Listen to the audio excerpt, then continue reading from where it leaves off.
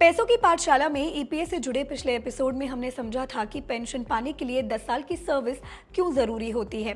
लेकिन अगर आप पेंशन के लिए एलिजिबल हैं तो अगला सबसे बड़ा सवाल यही होगा कि आखिर आपको ईपीएस पेंशन मिलेगी कितनी। क्या ये आपकी पूरी सैलरी के हिसाब से तय होती है या 20 साल नौकरी करने वालों को क्या एक्स्ट्रा बेनिफिट मिलता है कोई, या हायर पेंशन ऑप्शन आखिर क्या है जिसके बारे में पिछले कुछ सालों से इतनी चर्चा हो रही है। तो आज tax and investment expert Balwant Jain से समझते हैं कि आपकी ईपीएस पेंशन आखिर कैलकुलेट कैसे होती है। सर, सबसे पहले मुझे ये समझाइए कि ईपीएस पेंशन तय किन चीजों के आधार पर होती है। देखिए, ऐसा है कि एक तो आपका जो पेंशनेबल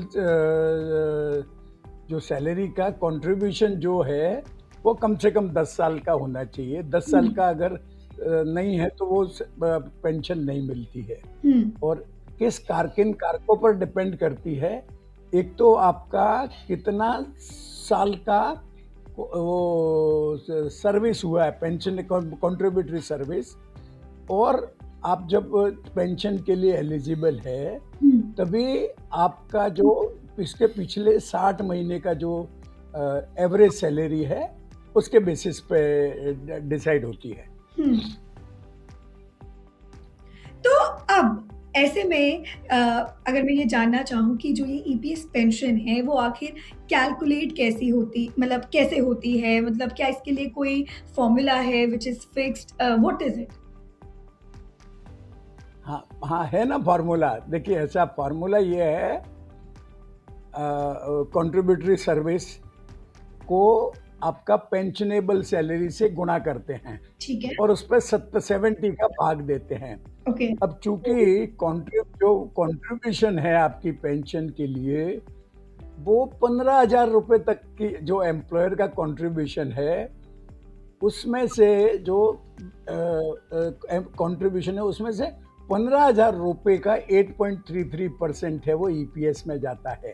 मतलब उसके ऊपर का अगर आपका जो कंट्रीब्यूशन है ईपीएफ का वो फिर आपका ईपीएफ में जाता है। तो चूंकि ये पेंशनेबल सैलरी जनरली 15,000 होती है। अगर 15,000 से कम किसी की एवरेज सैलरी है 60 महीने की तो वो एवरेज सैलरी इनटू जो कंट्रीब्यूटरी सर्विस है डिवाइडेड बाय 70, इसके हिसाब से वो पेंशन आपकी डिसाइड होती है। और ईपीएस में जो मैक्सिमम पेंशन है वो 7,500 है। 7,500 से मतलब ये अगर 15,000 के हिसाब से कंट्रीब्यूशन हुआ है तो 7,500 से ज़्यादा की आपको पेंशन नहीं मिल सकती। अच्छा, तो अब मैं यहाँ जानना चाहूँगी कि अगर किसी ने 20 साल या उससे ज़्यादा नौकरी की है तो क्या ऐसे में उन्हें पेंशन में कोई एक्स्ट्रा बेनिफिट, कोई ऐसा फ़ायदा मिल सकता है? क्या ऐसा कुछ है?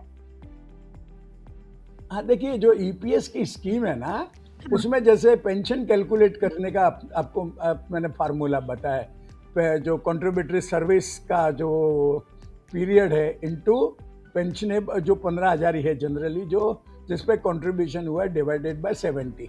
तो इसमें जो आपकी सर्विस है वो एक्चुअल सर्विस ही पकड़ी जाती है, कंट्रीब्यूटरी सर्विस। पर अगर किसी की सर्विस 20 साल से ज़्यादा है तो उनको 2 साल का बोनस और दिया जाता है।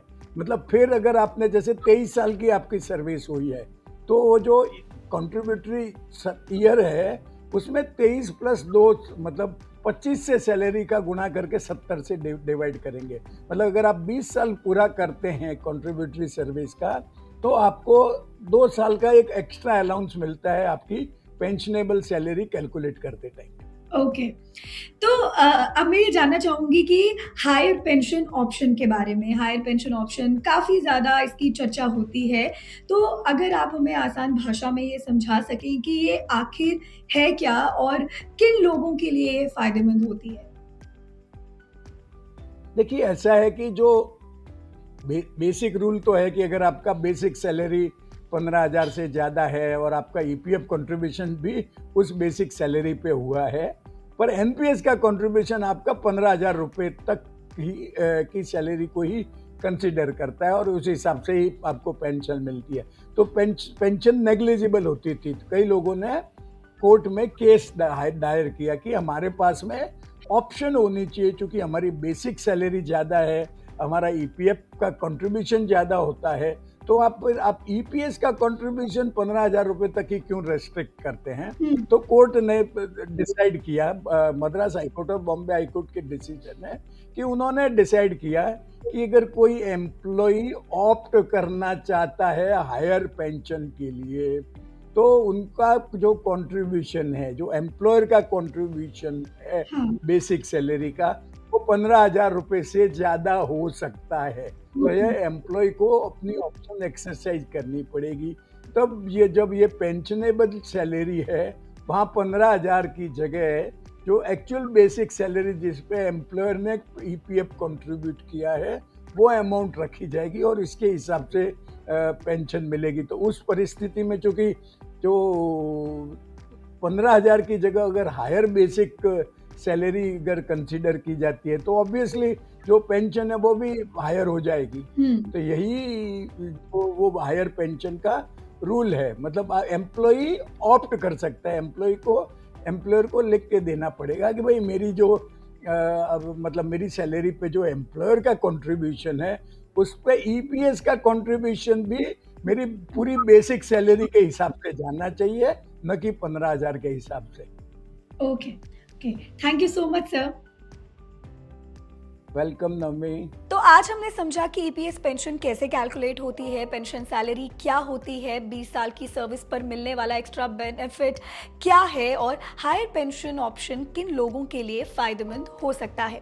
पैसों की पाठशाला के इस ईपीएस सीरीज में हम और भी कई एपिसोड्स लेकर आएंगे ताकि आपके रिटायरमेंट प्लानिंग से जुड़ा हर कंफ्यूजन दूर हो सके। तो अगर आपके मन में भी ईपीएस या पीएफ से जुड़ा कोई भी सवाल है तो हमें कमेंट्स करके जरूर बताएं और फाइनेंस से जुड़ी ऐसी ही और भी वीडियोस के लिए देखते रहें जी बिजनेस।